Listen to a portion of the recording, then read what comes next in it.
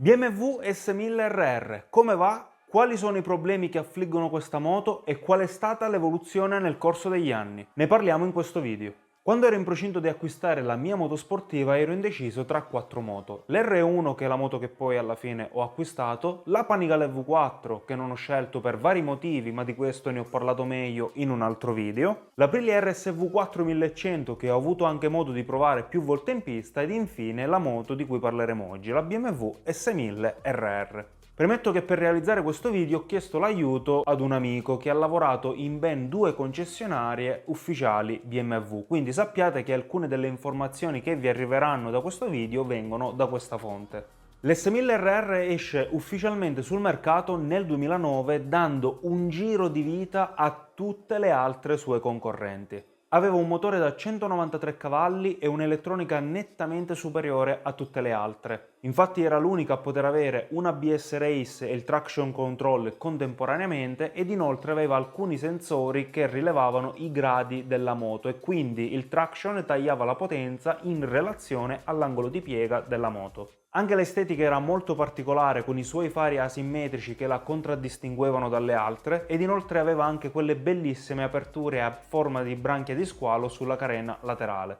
Questa prima generazione partiva dal 2009 e arrivava fino al 2011. E se dal punto di vista delle prestazioni era una moto che eccelleva su tutti gli aspetti, dal punto di vista invece dell'affidabilità purtroppo qualche problemino c'è stato. Infatti questa prima generazione aveva una tolleranza delle bronzine molto stretta, diciamo, e se non veniva fatto un rodaggio adeguato sbronzinavano molto facilmente. Anche il devio luci lato sinistro dove si selezionano le mappe dava qualche problema, a volte non funzionava e soprattutto ci sono stati moltissimi casi di rottura del cambio, soprattutto nel periodo che va dal 2009 al 2010. Nel 2011 invece credo che BMW sia intervenuta personalmente perché i casi di cambi rotti nel 2011 sono diminuiti molto. Quindi se volete acquistare una BMW della prima generazione state molto attenti al funzionamento del cambio e del blocchetto sinistro dove si selezionano le mappe. Passiamo dunque alla seconda generazione di S1000RR che va dal 2012 al 2014 e su questo modello vi saprò dire qualcosa in più in quanto ho avuto modo di provarla anche in pista.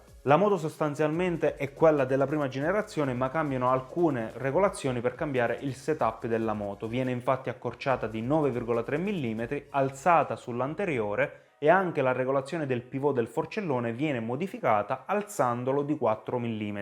Arriva anche un ammortizzatore di sterzo regolabile ed inoltre tutte le mappature vengono completamente modificate in modo da ottimizzare la resa ai bassi e medi regimi.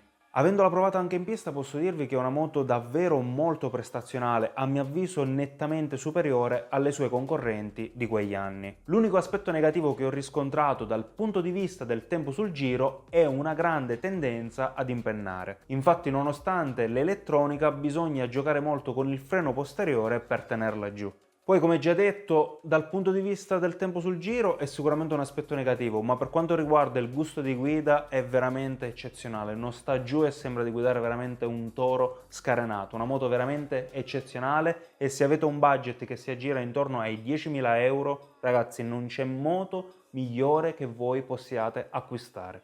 Per quanto riguarda i problemi, invece, questa seconda generazione di BMW S1000RR è stata oggetto di un richiamo che riguardava però alcune moto, per essere precisi 2385 moto. E questo richiamo è stato fatto perché c'era la possibilità di rottura del cavalletto laterale con conseguente caduta a terra della moto ed inoltre i problemi ai devioluci continuavano ad esserci. Arriviamo adesso alla terza generazione che va dal 2015 al 2018, anche se in realtà nel 2017 BMW farà alcune modifiche a questa terza generazione di S1000RR. La moto in generale cambia veramente tantissimo, nuovo telaio, nuova elettronica ancora più evoluta con la possibilità di avere il pit limiter e il launch control.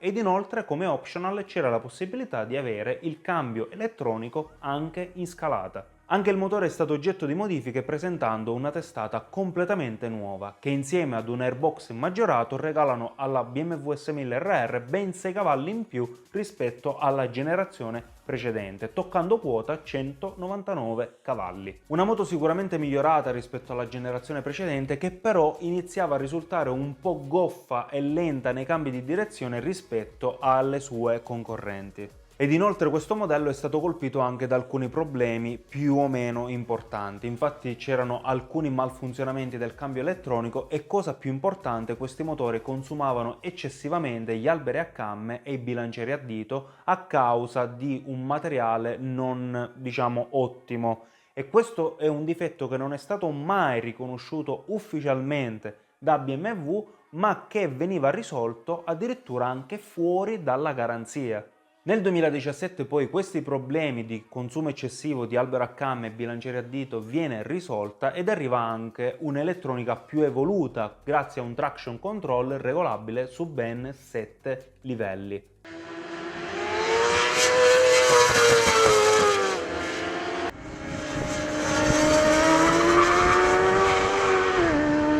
Quindi, riassumendo, se opterete per l'acquisto di una BMW di terza generazione, quello che vi posso consigliare è di optare per annate che vanno dal 2017 al 2018.